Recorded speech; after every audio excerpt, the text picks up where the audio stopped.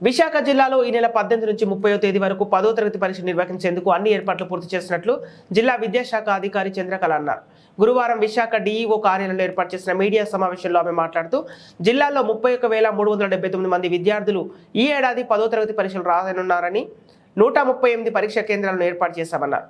విద్యార్థుల కోసం ఉచిత రవాణా కోసం ఆర్టీసీ బస్సులు ఏర్పాటు చేశామని, హాల్ టికెట్ కల్పిస్తే ఉచితంగా ప్రయాణం చేయవచ్చన్నారు.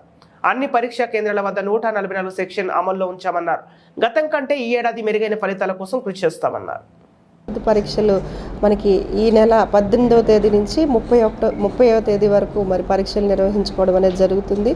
మరి గౌరవ కలెక్టర్ గారి ఆదేశాల మేరకు మరి ఇప్పటికే అన్ని రకాలైనటువంటి మినిమం ఫెసిలిటీస్ అన్నీ కూడా అరేంజ్ చేయడం అనేది జరిగింది అన్ని స్కూళ్ళల్లో కూడా. అలాగే మనకి టైమింగ్ ఏంటంటే 9:30 నుంచి మనకి 12:45 వరకు ఉంటుంది. అలాగే మనకి పిల్లలందరినీ కూడా ఒక హాఫ్ అన్ అవర్ ఏదైనా ఇఫ్ ఎనీ ప్రాబ్లం కనుక పిల్లవాడికి ఏర్పడినట్లయితే half an hour grace period కూడా మరి ఇవ్వడం జరిగింది. మరి ముఖ్యంగా పిల్లలందరికీ ఇది ఏంటంటే టైంకి చేరుకునే విధంగా మరి ఈ సంవత్సరం కూడా ఫ్రీ ట్రాన్స్పోర్ట్ అనేది కూడా అరేంజ్ చేయడం జరిగింది.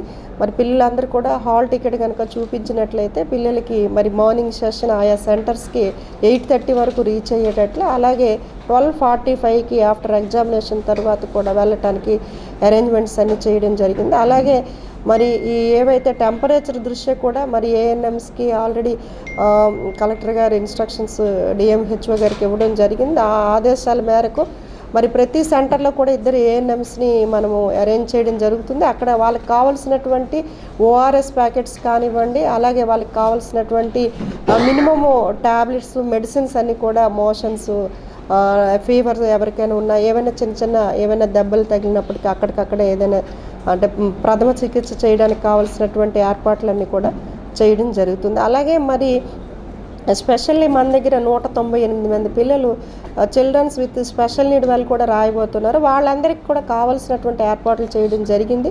వాళ్ళకు కూడా ఈ స్క్రైబ్స్ని ఆయా సెంటర్లోనే వాళ్ళకి ఎవరైతే చీఫ్ సూపరింటెండెంట్ డిపార్ట్మెంట్లో ఉన్నారో వాళ్ళకి ఆల్రెడీ ఆ స్టూడెంట్స్ ఎంతమంది అలాట్ చేయబడారు అనేది చూసుకొని అదే 9th క్లాస్కి సంబంధించినటువంటి స్టూడెంట్స్ని ఆ ఎగ్జామ్ రాయడానికి అరేంజ్మెంట్స్ కూడా చేయడం జరిగిందండి.